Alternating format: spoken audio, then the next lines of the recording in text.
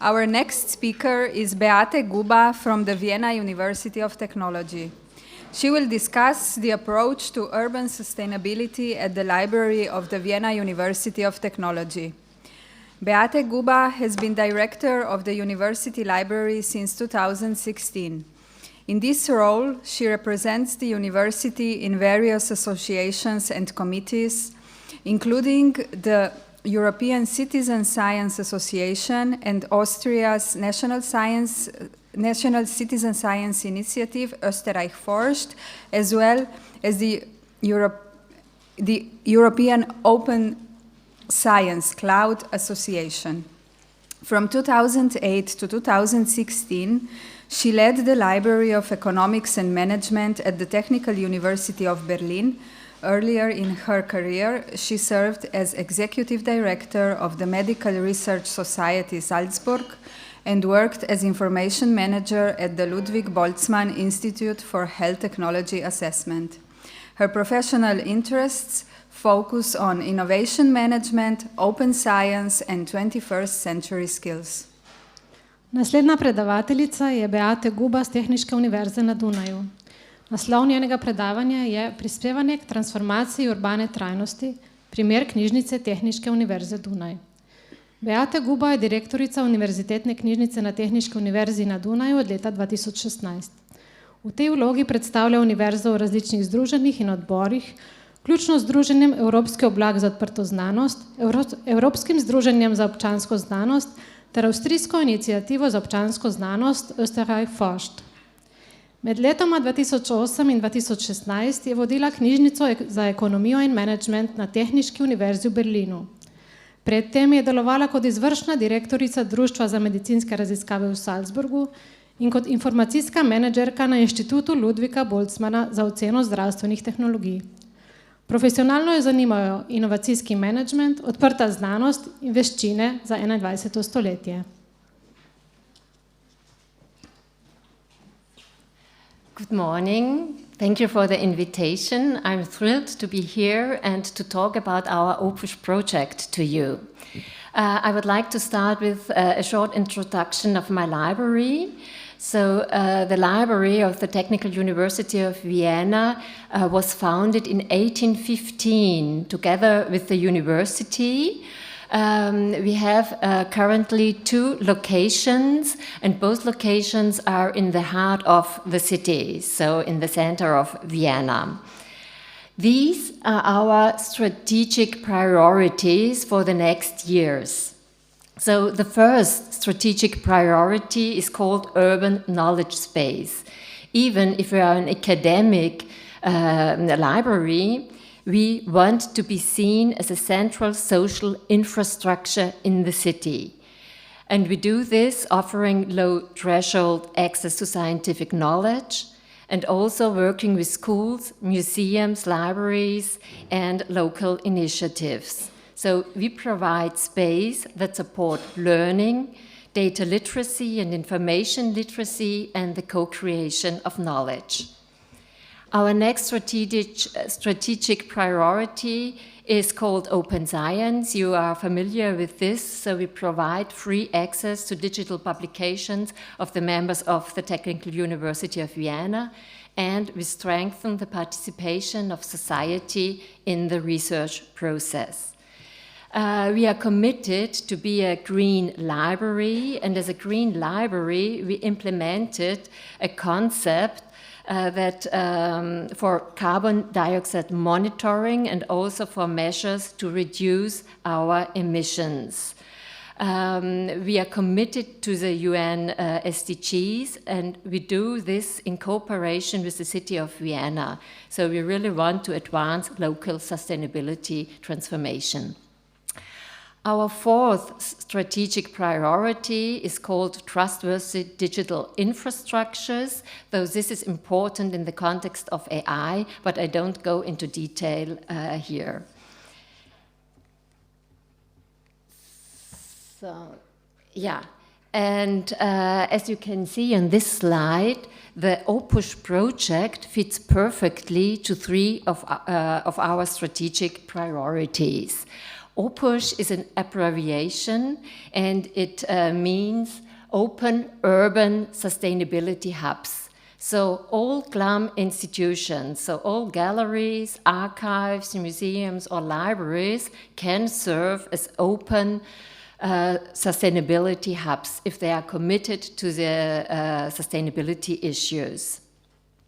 So our objectives in this project are to advance sustainable urban transformation. Our focus is on social and environmental justice.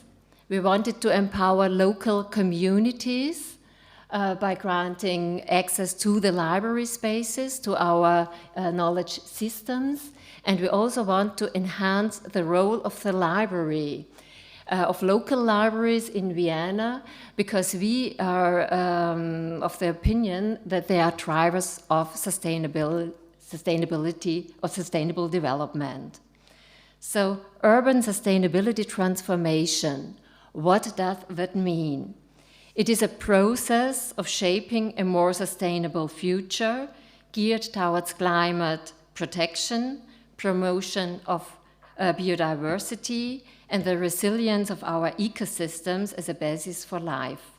So it is a profound systemic change, and we need new patterns of action with local or global impact. So referring to cities, it is about change towards fairer, more livable, climate-resilient cities. So you all know about the UN SDGs, and we already talked about the indicators. So the UN SDGs provide a framework of goals, targets, and indicators. So we have more than 160 targets, and these targets are revised by a set of indicators. I picked up some of the indicators referring to the SDG 11. So you see that this is a wide framing. It refers to green neighborhoods, to public spaces, to urban air quality, to well-being and health, public transport, and much more.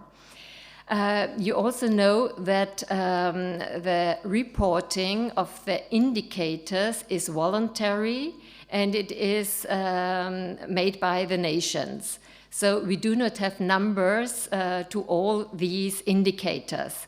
So what we did in our project, we contributed to the urban planning management, because urban planning management implies participatory processes and decision-making in urban planning. So this fosters democracy in the city or in the country we live.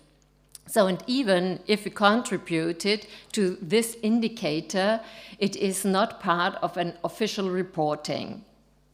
So just to be clear, because we just discussed this earlier. So the other SDGs we addressed within OPUSH was SDG number 4, quality education, and SDG 10, reduced inequalities. And we did this by offering our learning spaces and offering data literacy training to non-academics.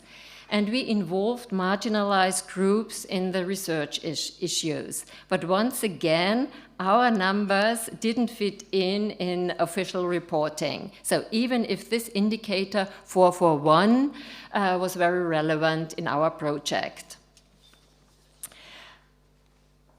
So here's a brief overview of the project. It was an international cooperation of 20 partners in total. The main partners are the Technical University of Delft, with the Faculty of Architecture and the Built Environment. Here was also the University Library involved. Then we had the partner in Estonia. It was the Taltech University in Tallinn. In Vienna, the researchers came from the Future Lab. We also had a small enterprise specialized in e-learnings. This is Wanderbyte. This was, we needed a partner, a business partner, due to the call, to the international call. So this was a prerequisite. And in Barcelona, our partner was the University of Barcelona and also the library called Learning and Research Resources Center. So our backgrounds were in architecture, urban planning, social sciences, humanities, and also physics. And what is really interesting is the UB Open Systems Research Group, because they work with public libraries. They have very strong relationships, and they are very effective in their projects. So one of the things very important in this project was making experiments with citizen science. And there are different kinds of citizen science, different methods, as you can see on this slide. So in many citizen science projects, the researchers are the project designers and the project managers. So they decide to choose the technology or the strategy, and the citizens gather the data. In our approach, we focused on co-creation. We wanted, and we still want, to address the problems of the local communities, of the local citizen science organizations. So we want to address these problems and to conduct a shared, open, and reflexive research process. So the scientist is not the chief, he is more a facilitator of addressing these problems and finding solutions together. So citizen science in OPUSH and in my library is seen as a set of methods to advance sustainability transitions by participatory project design, by increasing knowledge of all stakeholders and enabling mutual learning, by collecting data on a micro and meso level, and by creating a direct impact on urban planning measures at the local or community level. So in our OPUSH project, we gained experience with citizen science through 2 pilots, and we call it pilots or experiments because these are not large citizen science projects. They are small projects, so we wanted to get some experience. And we conducted 2 pilots, the Gumpi pilot and the urban heat stories. I start with the Gumpi project. This project copes with urban transformation, so it is about the redesign of a central city road in the 6th district called Gumpendorfer Straße or Gumpi. There was a participatory process designed and managed by a planning office called Plansin and a landscape architect named Carla Lowe. Both were commissioned by the city. And the reason why we get involved into this urban transformation and participatory process was really a lucky coincidence because I live in Gumpendorfer Straße. And I talked to the head of the city, and then he said, oh yes, the technical university, we should contribute. So it was really coincidence. And for us, it was the first time that we had to deal with a district council and the municipal department. And here you can see this road. It's a very long road with a lot of public transport and cars and so on. A lot of traffic is there. So the planning office conducted an online survey, and here are some results. As you can see, the group of the younger than 20 years are underrepresented. And this was the reason why we decided to work with school students, because their feedback in this online survey was not sufficient. We also identified that there is a lack of data on the needs of single parents. And as I mentioned earlier, our focus in the project is on social and environmental justice, and this belongs to each other, and we wanted to reduce social inequalities. And therefore, we tried to give marginalized groups, underrepresented groups a voice in the urban transformation processes. So what we did is we identified the needs of adolescents and single parents. We generated data and forwarded them to the district administration, the planning office, and the landscape architect. We tested methods of participation in the planning process, and we tried to motivate the citizens to engage in research and in democratic practices. And our approach was to offer and organize and conduct workshops with our co-researchers, with the students and the single parents. And there we did some mapping exercises. And here you can see the research group consisted of Future Lab and some members of the library. Sebastian Haneke was our project assistant, but Charlotte Reif is our communication officer in the library, and Christine Hux is head of reader services. So we had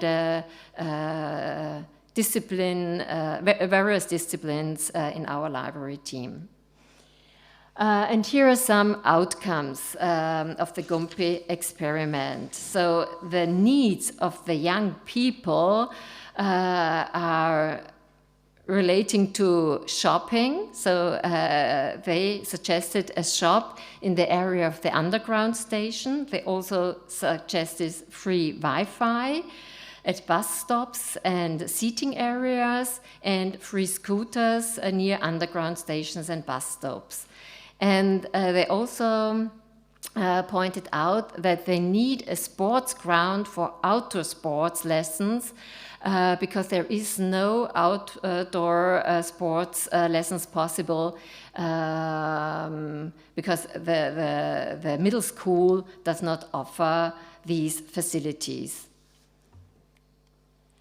On this slide, you can see the process. So this participatory process was designed by the planning office, and it was already determined when we jumped in. So we had our first conversations with the head of district and plans in November, December, but we couldn't change the process.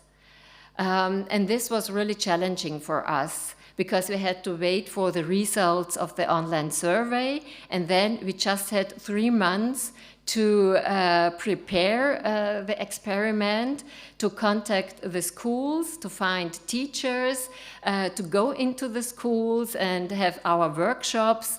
And the school year ended in June, so it was a very, very tight time frame, and this was really challenging to us. Tamara Bauer was a student at the Future Lab, and she made the research with the single parents and wrote her thesis. So it was also challenging for her to finish her master thesis. The next experiment, the urban heat stories, was easier to organize, because the preparation started in July 2023, and then we started with the pilot 8 months later. So we conducted the pilot from March to October. And this experiment was awarded with the Citizen Science Award 2022, and also with the Austrian State Prize for Climate Change Adaptation. Here we addressed well-being and health in the city of Vienna. What we wanted to do is to explore the health effects of heat islands, because we identified that there is a lack of data about the effects of high temperatures in the city and its impact on the well-being of the people. And there is little bit knowledge about the phenomenon of small-scale urban heat islands. So there is an urban heat island strategy for Vienna, but this refers to the big issues, not to the small-scale urban heat islands. And that was in the focus of our interest. And here we got involved because heat islands is a relevant issue in Barcelona and Vienna, and so we wanted to compare the both cities. And our project manager, Christian Peer, had contacts to the responsible municipal departments. And I think it is a topic in a lot of cities, the heat islands. It is a result of climate change, of course. And here you can see our research group. In this experiment, in this pilot, we work together with a non-governmental organization, with Luftdaten.at. And we wanted to identify the urban spaces affected and also the vulnerable groups affected by the heat in the city. And what was very special for this experiment is that we didn't only collect quantitative data, we also collected qualitative data, and that's rare. So it was a combination of qualitative and quantitative data on heat and how people perceive the temperature in the cities. So we made city walks and measured the temperature with sensors. We collected microstories with our co-researchers. And we developed a chatbot with our project partner, Wonderbyte. So here you can see a flyer for promotion. And you also can see a temperature map from one of our city walks. So this is the 10th district. And this was a city walk with the measurements, with the sensors. And the people really perceive the heat very, very differently. So a huge topic in citizen science projects is to engage the citizens. And here you can see that we work together with 5 schools, with high schools and with the middle school, and we got the most feedback or the best feedback from the middle school. So this was a surprise to us. And it was easy. It was easy to approach the schools and to find teachers working with us, and also to motivate the students, because they made the walks during their in the surroundings of the schools, for example. It was more complicated to find single parents. Here the municipal library and lobby organizations helped us to involve and to address single parents.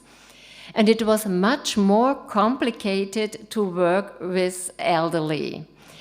So we left the library, we went out to a pensioners club, we also went out to a co-housing initiative, and it were just 8 residents who worked with us and who contributed to this issue. And it was, of course, in summer, when it was hot, and it was impossible to walk with them around in the city. So we had qualitative feedback from them. So the microstories are collected with the residents, the older residents of the city. So what we did in this project is we expanded our networks and we intensified our collaboration with museums and libraries. We worked together for the first time with the city administration and also with civil society. So we are an academic library and we are not used to work with civil society organizations. And we reached out to schools. And this is really important to facilitate urban sustainability transformation, to have these strong local networks and alliances. And for this, you really need time for communication. And it is also important to invite stakeholders from the so-called quadruple helix. This means to invite stakeholders from politics, from business, from research organizations, and from society. And this coordination of multi-actor constellations is complex and was completely new to us. And so it was really challenging. It was also challenging for us to build up and reskill library staff, because we didn't have these competences and we still miss some competences. So I think that we need more competences in communication and also in methods or methodological approaches. Because to give training to non-academics, you need both skills and communication competences. What is key, and therefore it is in the middle of this figure, it is inclusiveness. You have to be as inclusive as possible, because there is not one public, there are multiple publics, there are very, very diverse groups. And so you have to involve diverse groups into these projects to build trust, and also that's necessary for joint reflections so that values and attitudes can change. Because if we are talking about transformation and sustainability, it is mostly about values and attitudes. Why is citizen science so effective? In my opinion, it is so effective because there are so many learning opportunities. So the scientists learn and the participants learn. And this learning happens on 3 levels. So there is always learning on the individual basis, so you get new competences. Then the learning always happens through the collaboration with other actors and institutions. So there is always social learning implicit in these projects. And then to face societal challenges in urban context, you need more disciplines. So each discipline can contribute to find solutions. This learning curve is not here now, but this learning curve is from the beginning, from the co-creation until transforming the results into action. So that is a broadening of the learnings. I would like to close with this question, why libraries matter. I'm sure that you all know, because regardless of our library types, all libraries are a key social infrastructure. We are open to everyone, and we guarantee opening hours. We are all information brokers, connecting existing resources with stakeholders and facilitating connections between the stakeholders. And we all have knowledge infrastructures like library catalogs or repositories, and we support knowledge creation and knowledge dissemination. And then all libraries serve as a hub or hubs, so we offer neutral spaces, and we are built for the long term.